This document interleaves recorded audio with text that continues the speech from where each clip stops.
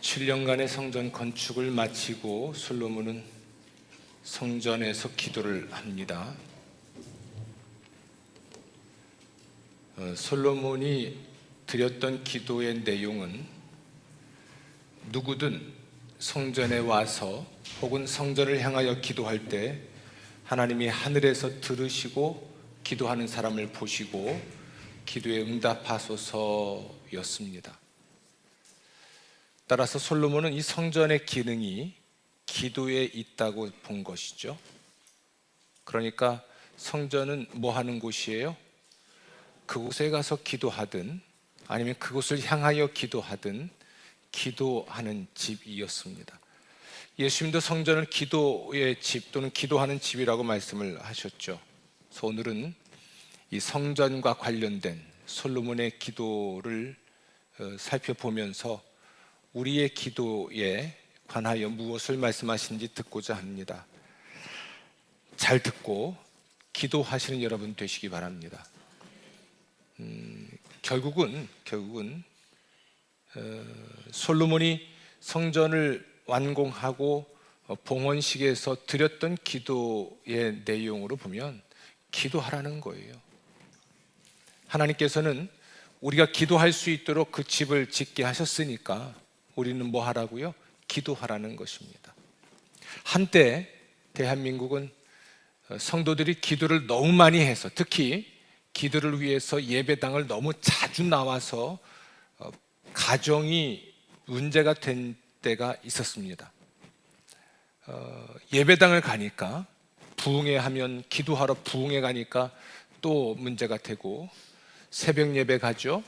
또 주일날 낮 예배, 밤 예배 가죠. 수요일날 밤 예배 가죠. 금요 철야 가죠. 예배당을 너무 많이 찾다 보니까 가정 불화의 원인이 된 적이 있죠. 하지만 지금 시대는 성도들이 기도를 너무 많이 하는 게 문제가 아니라 너무 안 하는 게 문제입니다. 기도를 위해서 예배당을 너무 많이 가는 게 문제가 아니고 너무 예배당을 안 가는 게 문제인 시대죠. 우리 교회도 예외는 아닐 수 있습니다. 오늘 하나님께서 하신 말씀을 잘 듣고 결론은 기도하라는 것이니까 기도하는 여러분 되시기를 부탁을 드립니다. 기도에 관하여 할 수 있는 말은 참 많습니다. 또 기도는 무엇인지 어떻게 해야 하는지 등등 강의를 하라고 하면 몇 시간도 할 수 있는 내용들이겠죠. 솔로몬의 기도를 통해서 오늘 우리가 하나님께로부터 들어야 되고 듣고자 하는 말씀은 두 가지만 제가 정리를 했습니다. 하나는 기도는 하나님의 본질을 인정하고 찬양하는 일이다라는 겁니다. 좀 다르게 표현하면 기도는 가장 긍정적이고 가장 능동적이고 가장 적극적인 믿음의 행위입니다. 또 하나는 기도는 구별된 장소, 그러니까 그것을 성전이라고 표현할 텐데요. 기도를 위해서 구별된 장소에 가서 혹은 구별된 장소를 향하여 기도하는 것이 의미가 있다라는 것입니다. 이 두 가지 오늘 말씀을 나누고자 합니다. 기도라고 하는 것은 기도를 통해서 또는 기도를 하여 우리는 하나님의 본질을 인정하는 거죠. 그분은 누구이신지, 그분은 어떠한 분이신지를 인정하고 그 하나님을 찬양하게 됩니다. 달리 표현하면 기도는 가장 긍정적이고 능동적이고 적극적인 믿음의 행위인데요. 하나님을 인정할 때, 하나님을 신뢰할 때, 하나님을 믿을 때 할 수 있고 하게 되는 그 첫 번째 모습이 기도입니다. 따라서 기도하는 사람은 믿음의 사람이고 믿음의 사람은 기도할 수밖에 없습니다. 또 그렇게 기도함으로써 믿음이 더욱더 성장하게 되고 또 믿음이 성장할 때 기도는 더욱더 깊어지고 넓어지고 풍성해지는 것이죠. 솔로몬의 기도에서 이런 주제를 어떻게 찾아볼 수 있을지 좀 생각해 보죠. 솔로몬은 무엇보다 하나님의 인격과 본질에 근거해서 기도를 했는데요. 23절 말씀 보겠습니다. 이스라엘의 하나님 여호와여, 위로 하늘과 아래로 땅에 주와 같은 신이 없나이다. 솔로몬이 성전을 완공하고 나서 22절 말씀 보면 제단 앞에서 이스라엘의 온 회중과 마주 서서 하늘을 향하여 손을 펴고 기도합니다. 그런데 누구한테 기도하냐면 하나님께 기도하죠. 아멘. 그런데 그 하나님 여호와는 위로 하늘과 아래로 땅에 그분과 같은 신이 없습니다. 그분을 대신할 수 있는 신, 권세와 능력에 있어서, 주권과 통치에 있어서, 또는 사랑과 지혜에 있어서 그분과 견줄 수 있는 또 다른 신이 있다면 당연히 그 신에게 기도하겠죠. 그러나 솔로몬이 볼 때는, 솔로몬의 믿음으로는 그들을 구원하신 하나님 외에는, 곧 성전에 모시게 된 그 하나님 외에는 어떤 다른 신이 그에게 있을 수 없고 또 그 하나님과 견줄 수 있는 신이 없었습니다. 이것이 하나님의 유일하심입니다. 하나님의 유일성, 천지를 창조하신 창조주로서의 권세와 능력, 지혜와 사랑, 통치와 주권, 이런 것에 있어서 그분과 견줄 수 있는 존재가 없기 때문에 그 유일하신 하나님을 향해서 또는 그 유일하신 하나님에게 기도를 드리게 되죠. 솔로몬이 기도할 때는 이러한 하나님의 본질의 근거에서 기도를 합니다. 그런데 하나님의 유일성은 매우 중요한 또 다른 차원이 있는데 그것은 이스라엘 백성과의 관계를 볼 때에 매우 중요한 측면에서 유일하심입니다. 따라서 이 솔로몬은 하나님과의 관계의 근거에서 하나님께 기도를 하게 되는 것이죠. 어떤 점에 있어서 이스라엘에게 하나님이 유일하실까? 51절 말씀 보면 그들은 주께서 철 풀무 같은 애굽에서 인도하여 내신 주의 백성 주의 소유가 됨이니이다. 아멘. 솔로몬이 지금 기도를 하고 있는 그 하나님은 이스라엘 민족을 이집트에서 구출해 내신 하나님이세요. 그리고 그 하나님은 이스라엘 민족을 광야 40년 유랑 생활 동안 인도하셨던 하나님이시고 마침내 요단강을 건너서 가나안 땅에 들어가서 그 땅을 차지하게 하신 하나님이고 그리고 그 이스라엘이 왕정 국가가 되고 지금 솔로몬이 통치하는 태평 성대의 나라가 되게 하신 그 하나님이세요. 이런 면에 있어서 유일하신 하나님이십니다. 가나안 원주민이 섬기던 여러 신들이 있을 수 있고 다양한 종류의 신이라 일컫는 존재들이 있을 수 있었지만 이스라엘 민족을 이집트에서 구원해내신 하나님은 성전에 자기의 이름을 두시고 거기에 계시겠다고 말씀하신 그 하나님으로서 유일하기 때문에 솔로몬은 그 하나님께 기도를 드리고 있습니다. 기도는 이렇게 시작을 하고 또 이렇게 출발을 할 수가 있습니다. 우리가 기도를 하게 되는 근거는 하나님, 그분을 우리가 인정하고 또는 그분을 신뢰하고 그분을 찬양할 때 가능한 일인 것이죠. 이런 거에 사실은요, 우리가 하나님께 기도를 한다는 것은 그 하나님의 유일하심을 인정하는 행위입니다. 그 하나님의 유일성을 믿는 행위죠. 하나님이 유일하시기 때문에 존재에 있어서나 능력에 있어서나 사랑에 있어서나 나하고의 관계에 있어서나 그분을 대체할 수 있는 다른 존재가 없이 유일하시기 때문에 그 하나님께 요청을 하고 그 하나님께 도움을 요청하고 그 하나님께 기도할 수 있는 것이죠. 아멘. 또 이렇게 유일하신 하나님은 또 다른 차원에서 보면 신실하신 하나님이 맞습니다. 다시 23절 말씀 보면 주께서는 온 마음으로 주의 앞에서 행하는 종들에게 뭐 하십니까? 언약을 지키시죠. 언약을 지킨다. 이거 하나님의 신실하심입니다. 하나님은 솔로몬에게 그 언약을 지키셨는데요. 24절 주께서 주의 종 내 아버지 다윗에게 하신 말씀을 지키사 주의 입으로 말씀하신 것을 손으로 이루심이 오늘과 같으니이다. 아멘. 솔로몬은 자신의 현재를 진단하면서 하나님이 자신의 언약을 지키셨기 때문에 지금 자기가 왕이 될 수 있다고 고백하는 겁니다. 여러분, 솔로몬이 왕이 되는 과정을 보면 좀 쉽지 않았죠. 이건 기적에 가까운 일인데요. 태어난 순서로 볼 때도 왕이 될 수 있는 순서는 아닙니다. 우리가 열왕기상을 묵상하다 보면 아도니아라고 하는 형, 솔로몬의 형이 죽는 장면이 나오는데요. 어쨌든 솔로몬 앞에 있는 암논부터 시작해서 4명의 형들이 죽습니다. 그리고 순서로 봐도 솔로몬이 왕이 될 순서는 아니지만 하나님이 다윗에게 하신 약속의 근거에서 솔로몬이 왕이 돼요.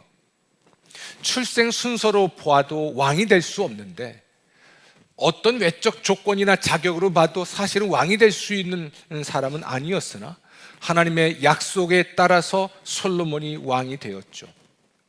그리고 다윗이 왕이 된 이후로 나라가 안정을 되찾았지만 내란이든 또는 외국과의 전쟁이든 끊임없이 전쟁과 혼동에 있던 나라가 솔로몬 시대에 들어와서 태평성대하게 됩니다. 그래서 성전을 건축할 수 있었던 것이거든요.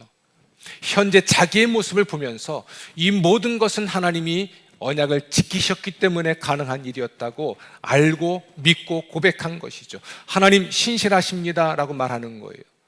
하나님은 내 아버지 다윗에게 약속하셨고 언약하셨고 그 언약을 지키셨습니다.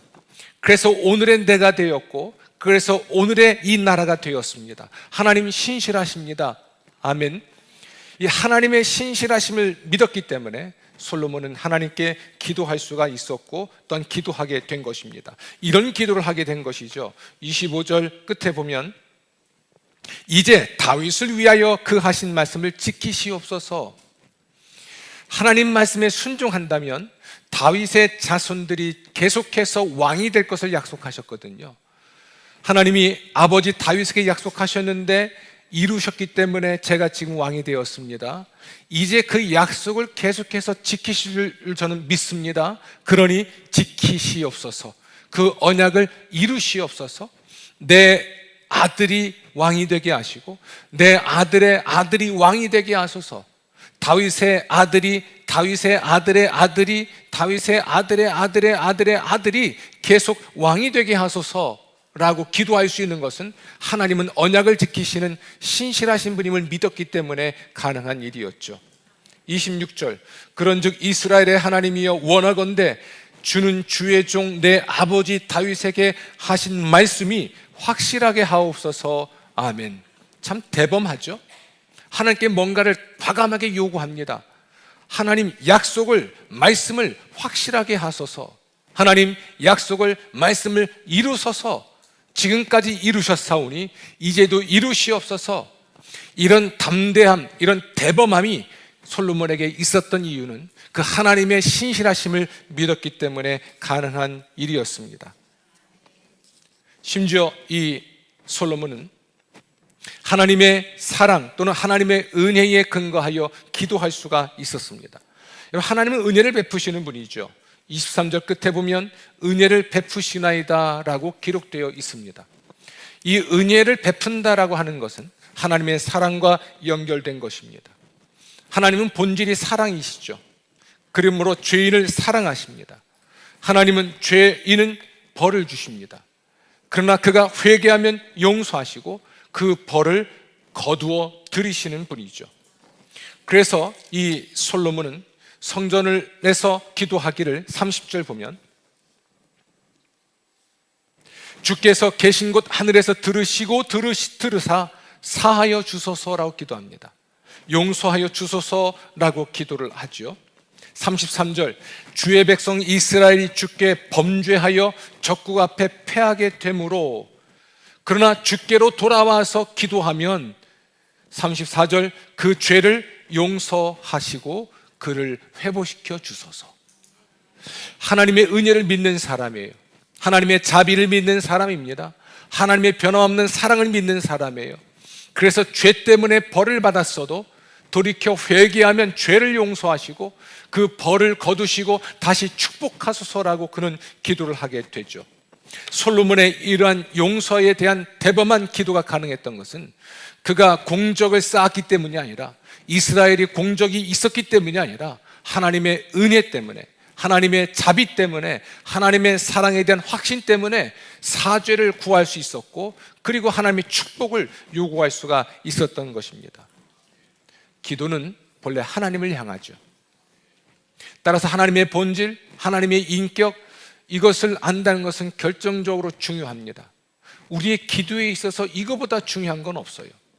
우리가 기도를 시작하는 순간 우리도 모르는 사이에 우리는 하나님에 대한 신앙을, 믿음을 가장 긍정적이고 적극적이고 능동적으로 고백하고 표현하는 것입니다. 우리가 기도함으로써 하나님의 주권과 통치를 인정하고 그걸 찬양하게 되는 것이지요. 기도는 하나님을 향한 것이고 하나님과의 관계의 근거에서 드리는 것이죠. 이스라엘 백성이든 솔로몬이든 성전에서 혹은 성전을 향하여 기도할 수 있는 것은 그들이 하나님의 구원을 받아 하나님의 백성된 자들이고 하나님의 소유된 자들이기 때문에 가능한 일이에요. 하나님의 백성이기 때문에 하나님께 구원을 요청하고 하나님의 종이기 때문에 주인 되신 하나님께 기도할 수 있는 것이죠. 그런데 여러분, 솔로몬이 이 열왕기상 8장에서 대략 한 7가지 이상을 기도하게 되는데, 이 기도를 보면 그가 얼마나 이 하나님의 본질에, 하나님의 인격에 대하여 철저한 신뢰가 있었는지를 알 수가 있습니다. 좀 살펴보고자 합니다. 여러분 31절 말씀 보면, 만일 어떤 사람이 그 이웃에게 범죄함으로 맹세시킴을 받고 그가 와서 이 성전에 있는 주의 제단 앞에서 맹세하거든. 아멘. 두 사람이 하나님께 맹세하며 상반된 서원을 하게 됩니다. 그러면서 하나님께 진실을 가려주실 것을 요청하죠. 성전에 와서 기도하면서, 하나님, 내가 피해자입니다. 저 사람이 가해자고. 그런데 상반된 주장을 하는 것입니다. 따라서 하나님의 재판을 요청을 하러 성전에 와서 기도를 하는 거죠. 여러분, 성전에 와서 하나님의 재판을 요청한다는 것은 하나님의 공의를 인정하는 거예요. 하나님이 정의로우신 것을 인정하고 그 정의로우신 하나님을 찬양하게 되는 것이죠. 따라서 이렇게 기도하는 겁니다. 하나님, 가해자는 그 대가를 치르게 하시고 피해자는 모든 혐의를 벗겨 주옵소서. 하나님의 판단은 옳습니다. 하나님은 정의롭습니다. 이 고백을 하게 되는 것이지요. 32절, 주의 종들을 심판하사 악한 자의 죄를 정하여 그 행위대로 그 머리에 돌리시고 의로운 자를 의롭다 하사 그의 의로운 바대로 갚으시옵소서. 아멘. 성전에 와서 기도하지만 하나님은 어디에서 들으십니까? 32절, 하늘에서 들으시죠. 성전에 와서 기도하는 사람을 하나님은 어디서 보십니까? 하늘에서 보십니다. 그 사람이 기도하는 내용을 하나님이 어디에서 들으실까요? 네, 하늘에서 들으시죠. 하나님이 어디에서 판단하실까요? 하늘에서 판단하십니다. 그리고 응답하십니다. 가해자는 합당한 벌을 받게 하시고 피해자는 모든 혐의를 벗게 하시옵소서. 이렇게 성전에 와서 기도하는 순간 이 기도하는 사람은 자기도 모르는 사이에 하나님의 정의, 하나님의 공의를 인정하고 찬양하게 되는 것입니다. 아멘. 그렇습니다. 하나님은 정의로우신 분이죠. 하나님은 공의로우신 분입니다. 하나님은 사람 마음도 꿰뚫어 아시는 분이시죠. 사람들에게는 가려져 있어서 시시비비를 가릴 수 없지만 하나님 눈에는 모든 것이 드러나서 시시비비를 가릴 수 있습니다. 그리고 하나님의 판단은 정의롭다는 것을 우리는 알고 있죠. 그러므로 우리가 어떤 정의로운 판단을 원한다면 하나님께 나아가 기도할 수 있고 기도해야 할 것입니다. 좀 광범하게 말하면, 하나님, 이 땅에 하나님의 공의가 실현되게 하소서. 하나님, 우리 함께하는 교회에 하나님의 정의가 실현되게 하소서. 사람과의 관계에 있어서 그렇습니다. 하나님, 아무개와 저하고의 관계에 있어서도 하나님의 정의를 실현하소서. 우리가 물리적으로 보복하고 원한을 갚기보다 하나님께 맡기면서 하나님 공의롭게 판단하시고 가해자에게는 합당한 벌을 내리시고 피해자는 모든 혐의를 벗고 하나님의 축복 가운데 있게 하소서 기도할 수 있는 것입니다. 솔로몬의 기도가 놀랍습니다. 그는 성전에서 이 기도를 솔로몬만이 아니라 누구든 이 성전에 와서 혹은 누구든 성전을 향하여 이러한 기도를 드릴 때에 하나님의 정의, 공의를 실현하소서라고 기도하는 것, 놀랍지 않습니까? 따라서 기도는 가장 긍정적이고 가장 적극적이고 가장 능동적인 믿음의 행위라 할 수가 있죠. 하나님의 존재, 그분의 본질, 그분의 성질, 그분의 방법에 대한 시인, 인정, 찬양이 담겨있기 때문에 그런 것입니다. 33절, 만일 주의 백성 이스라엘이 주께 범죄하여 적국 앞에 패하게 되므로, 주의 백성 이스라엘이 죄를 지었습니다. 따라서 전쟁에서 패하게 됩니다. 패전하게 되면 적국의 포로로 끌려가게 되겠죠. 그런데 주께로 돌아와서 주의 이름을 인정하고 이 성전에서 주께 기도하며 간구하거든. 34절 읽어볼까요? 주는 하늘에서 들으시고 주의 백성 이스라엘의 죄를 사하시고 그들의 조상들에게 주신 땅으로 돌아오게 하옵소서. 이 기도는 또 다른 차원에서 매우 중요하다 할 수 있습니다. 하나님께 죄를 지으면 전쟁에서 지게 됩니다. 전쟁을 한다는 건 국가와 국가 간의 전쟁이죠. 국가의 운명이 달린 싸움입니다. 한 국가의, 한 나라의 역사를 바꾸는 사건이에요. 이 고백 속에는 솔로몬에겐 이러한 신앙이 있습니다. 하나님이 역사의 주인이시다. 하나님이 국가의 운명을 좌우할 수 있는 분이시다. 대한민국의 역사의 주인은 누구십니까? 하나님이시죠. 이스라엘 역사의 주인은 누구십니까? 하나님이시죠. 하나님이 역사의 주인이라는 고백이 담겨 있는 겁니다. 그러므로 지금 전쟁에 패전하고 적국의 포로로 끌려가며 나라가 지금 적국에 의해서 적국의 속국이 될 수 있는 위험에 놓여 있을 수 있죠. 그런 정황 속에서 뉘우치고 하나님께 은혜를 구할 때 하나님은 하늘에서 들으시고 그 죄는 용서하시고 적국에서 돌아오게 하소서, 이 전쟁에서 다시 승리하게 하소서, 국가의 운명을 바꾸소서라고 기도하는 것입니다. 지금 대한민국이 혼돈 중에 있을까요? 경제가 너무 어렵고 사는 게 힘들까요? 대통령을 위하여, 국회의원들을 위하여 우리가 입을 이만큼 내밀고 불평, 불만을 쏟아낼 수도 있겠죠. 그러나 그 어느 때보다도 역사의 주인이 하나님이시니까 우리가 이런 모든 문제를 가지고 주 앞에 나가 기도해야 할 줄로 믿습니다. 우리가 국가의 운명에 대하여 또는 역사의 운명에 대하여 하나님께 기도하는 순간 우리는 하나님의 역사에 대한 주권과 통치를 인정하게 되는 것입니다. 하나님이 역사의 주인이라는 이 믿음에 대하여 가장 긍정적이고 적극적이고 능동적으로 우리가 고백하고 실천하는 것은 바로 기도로 할 수 있는 것이죠. 그뿐이겠습니까? 사실은 인생도 마찬가지입니다. 인생의 주인이 누굴까요? 누가 내 인생의 주인이고 누가 내 인생을 통치할까요? 누가 내 운명을 바꿀 수 있을까요? 여러분의 운명 누가 바꿀 수 있습니까? 우리가 애쓰고 노력하며 살지 않아서 지금 정도밖에 안 된 걸까요?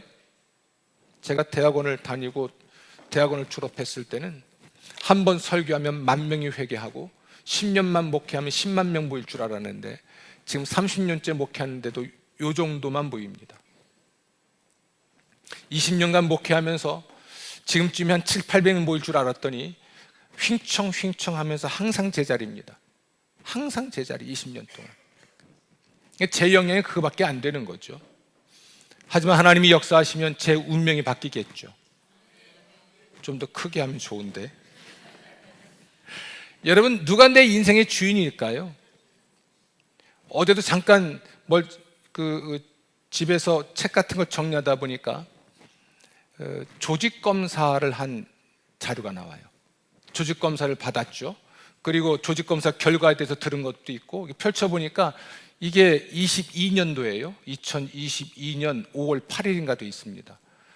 그때의 심정을 한번 생각해 봤습니다. 그때 이동명의 인생은 어떤 것이었을까? 그리고 지금 2년쯤 지난 지금 나는 어떤 상황일까? 꼭 2년 전 같아요.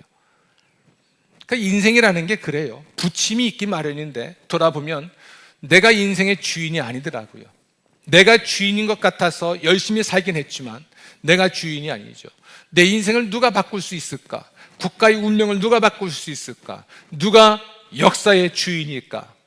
하나님께 기도하는 사람은 국가의 운명에 대하여, 내 인생에 대하여, 내 자녀들의 미래에 대하여, 교회의 미래와 현실에 대하여 하나님께 기도하는 사람은 교회의 역사, 국가의 역사, 개인의 인생 전체에 대한 주권과 통치를 하나님께 두고 기도하는 사람인 거죠.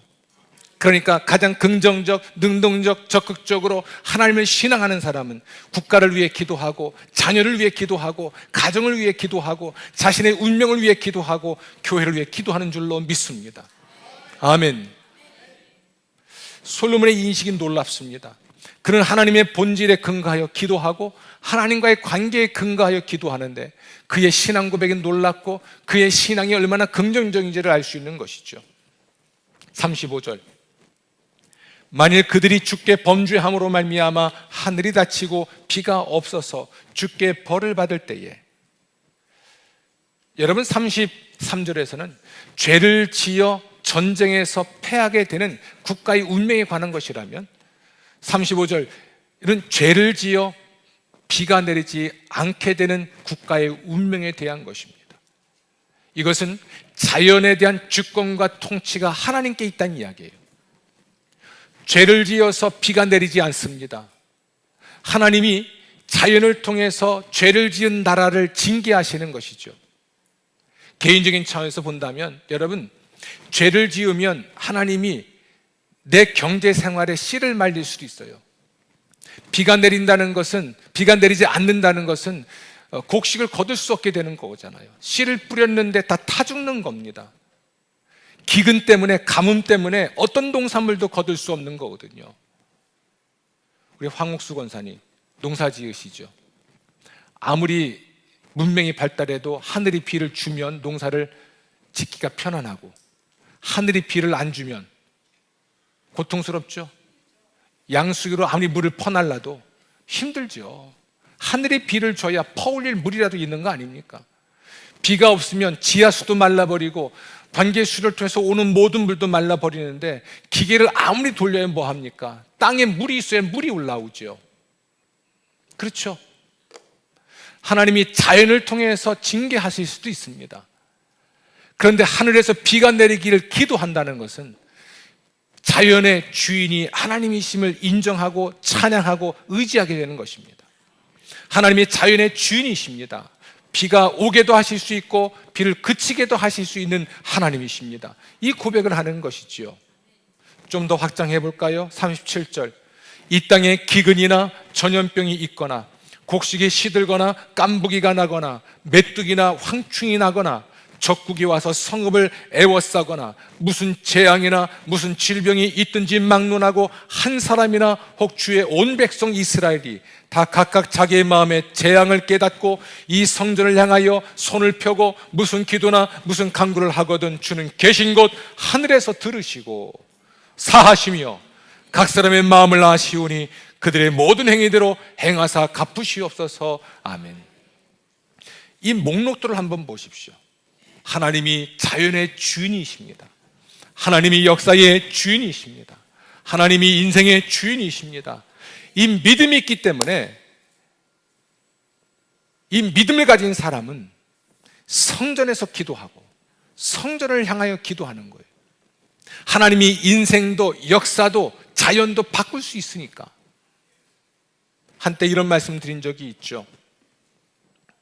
환경보호 캠페인, 생태계의 보호를 위한 캠페인, 탄소 배출량을 줄이고 탄소 배출량을 줄일 수 있는 정책을 펼치고, 이런 정치적, 정책적 혹은 문화적 캠페인을 통해서 사람을 계몽해서 지구의 종말을 좀 늦춰보려고 애를 쓰는 것에 대해서 박수를 보냈습니다. 해야 하는 건 맞습니다.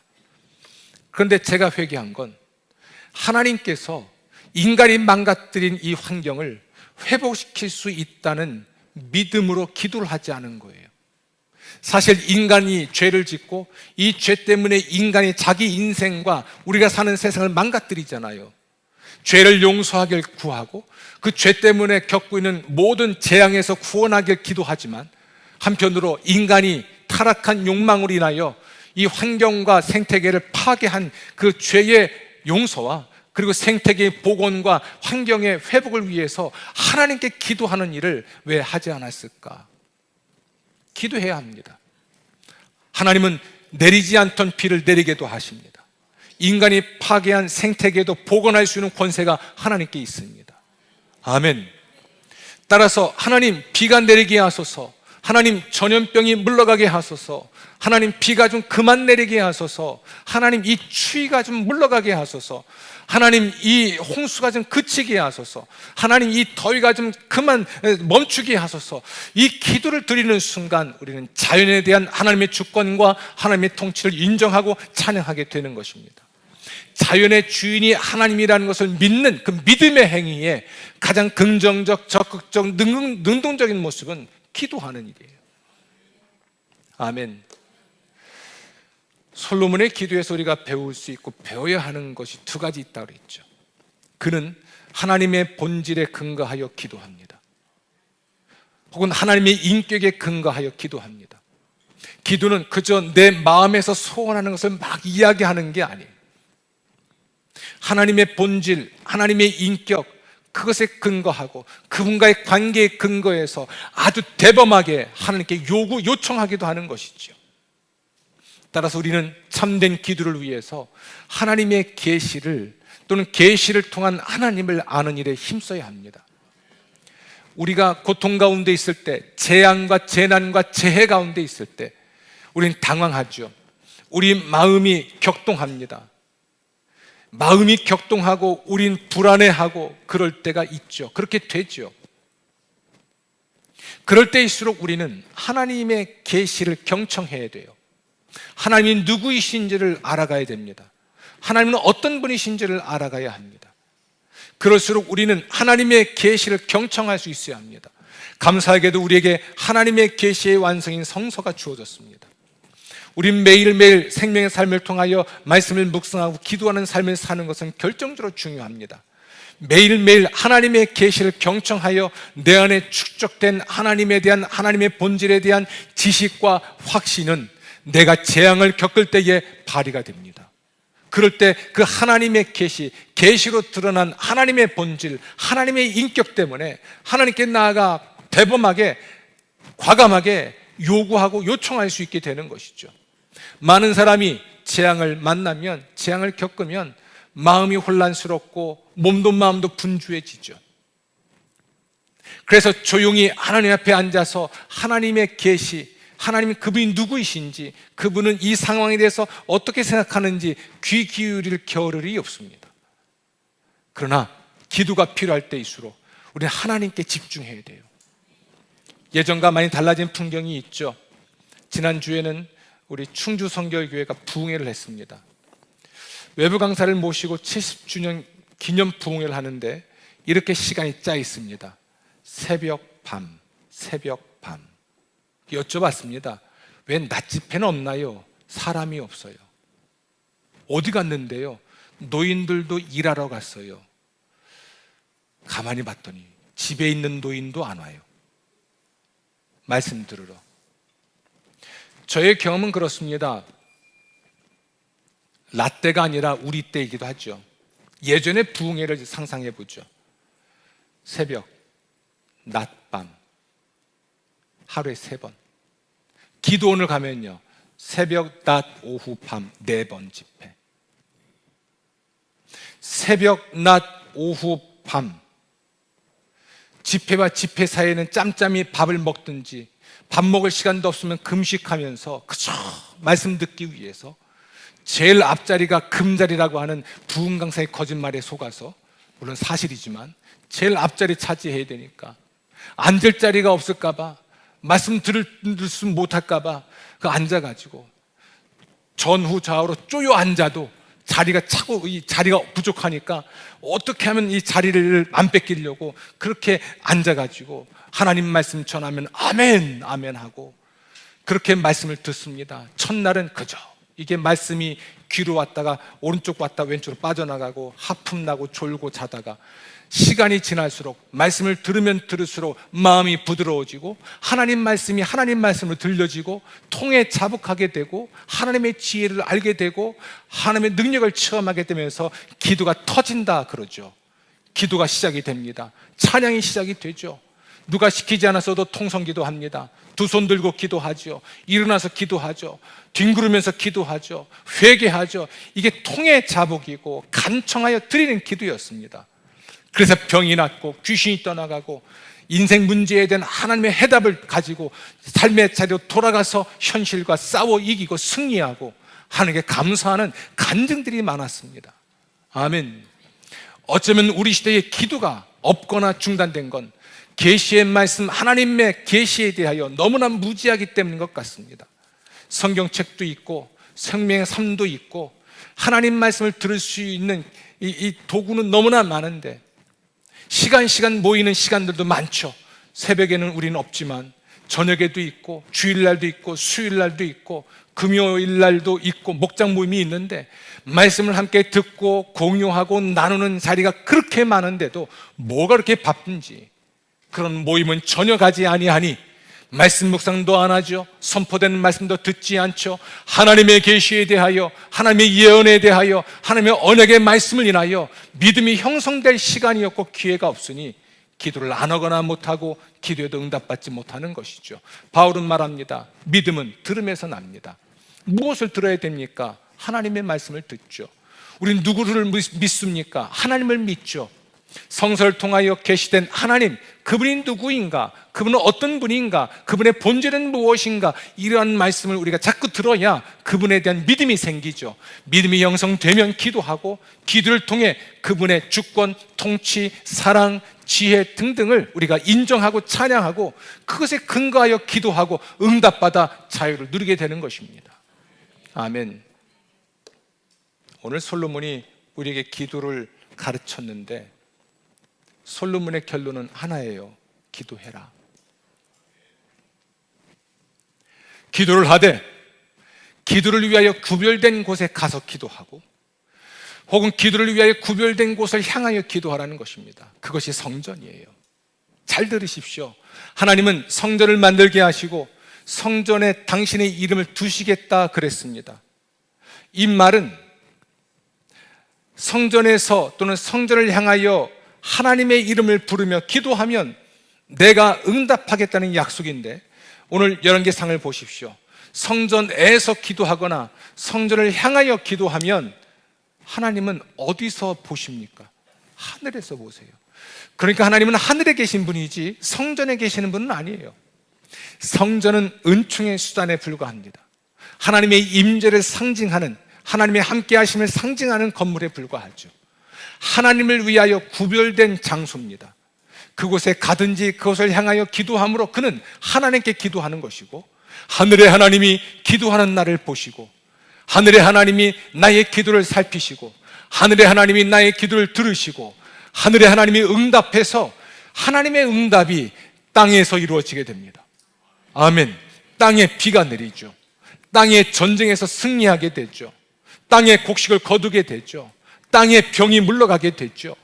인생에 관한 것, 역사에 관한 것, 국가의 운명에 관한 것, 교회의 운명에 관한 것, 가정의 운명에 대한 것, 여러분 자녀의 미래에 대한 모든 것조차도 하나님이 응답하시면 땅에서 이루어지게 됩니다. 기도를 하시되 기도를 위하여 구별된 곳에서 기도하시고 구별된 곳을 향하여 기도하십시오. 우리 안에는 성령님 거하시는 까닭에 우리가 성전이에요. 우리는 세상 모든 곳에서 기도할 수 있지만 특별히 기도를 위하여 구별된 곳에 가서 기도하면 그 골방이 성전이 되는 줄로 믿습니다. 또 교회가 함께 모여 기도하는 건물이 교회당이에요.